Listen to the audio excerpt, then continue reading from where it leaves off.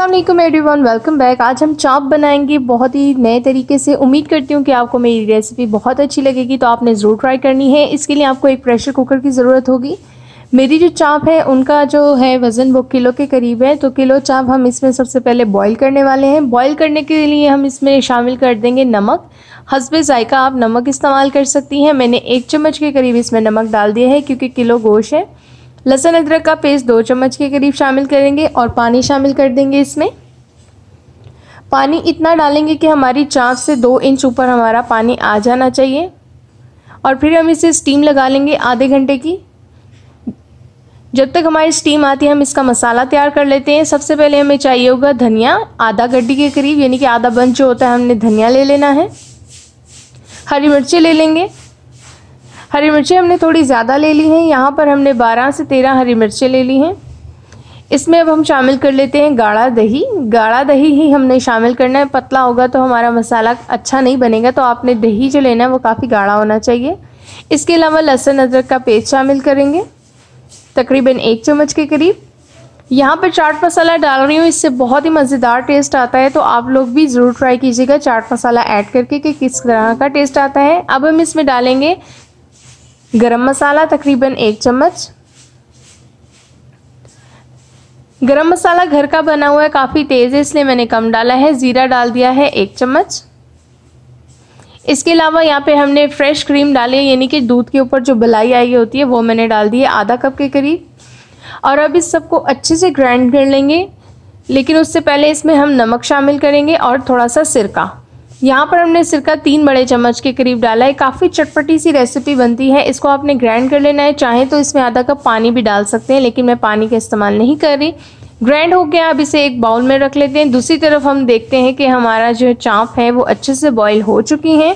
आधा घंटा गुजर चुका है, गोश्त अच्छे से गल चुका है। अब आपने क्या करना है, गरम गरम ऑयल में इन सब चापों को पहले फ्राई करना है। आपने क्या करना है, इन्हें जो है शैडो फ्राई करना है, डीप फ्राई नहीं कीजिएगा। अगर आप चाहें तो डीप फ्राई भी कर सकते हैं, ये आप पर डिपेंड करता है आप कौन सा फ्राई करना चाहते हैं। ऑयल काफ़ी गर्म होगा, आराम आराम से डालिएगा, ऑयल की छींटें पड़ सकती हैं, क्योंकि जब हम सिर्फ गोश्त इसमें फ्राई करते हैं तो गोश्त जो है छींटें आना स्टार्ट हो जाती हैं, हाथ वगैरह जल सकता है।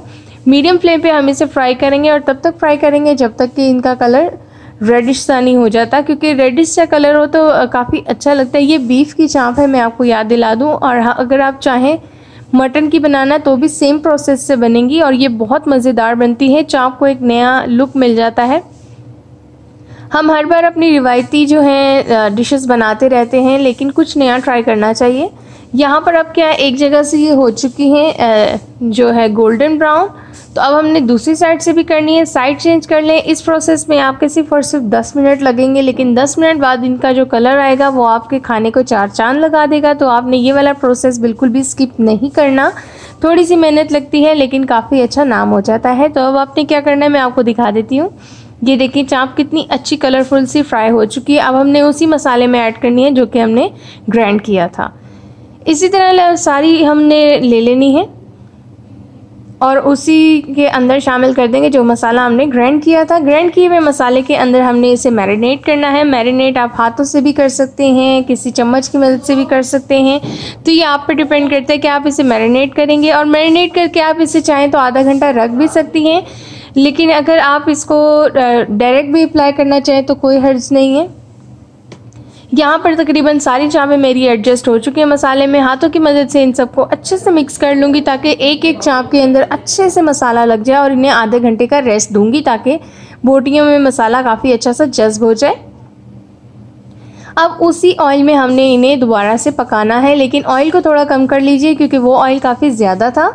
अब हमने इस ऑयल में मैरिनेटेड की हुई चापें डाल देनी है, और जो हमारा बचेगा ग्रेवी हम बना रहे हैं, इसलिए हमने जो मसाला बनाया है वो भी हमें इसमें शामिल करना पड़ेगा ग्रेवी की वजह से। आप चाहें तो इसे फ्राई करके भी सर्व कर सकती हैं, लेकिन मैं इसमें ग्रेवी बना रही हूँ। ग्रेवी का काफ़ी अच्छा सा टेस्ट आता है, एक यूनिक सा टेस्ट आता है इस ग्रेवी का, क्योंकि हमने इसमें जो चीज़ें डाली हैं वो बाकी ग्रेवियों से काफ़ी डिफरेंट है। प्याज और टमाटर का इस्तेमाल नहीं किया है।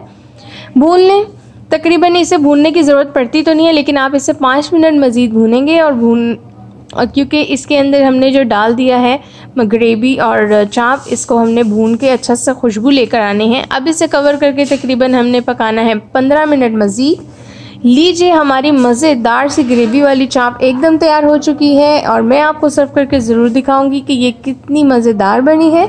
आप लोगों ने ये यूनिक रेसिपी ज़रूर ट्राई करनी है और मुझे ज़रूर बताना है कि आपको ये रेसिपी कैसी लगी। न्यू है तो सब्सक्राइब कीजिएगा, छोटा सा बेल आइकन होता है उसे प्रेस कीजिएगा ताकि जैसे मैं न्यू वीडियो अपलोड करूँ आपको नोटिफिकेशन है और आप मेरी सारी वीडियोज़ इंजॉय कर सकें। Thanks for watching. अल्लाह हाफिज़।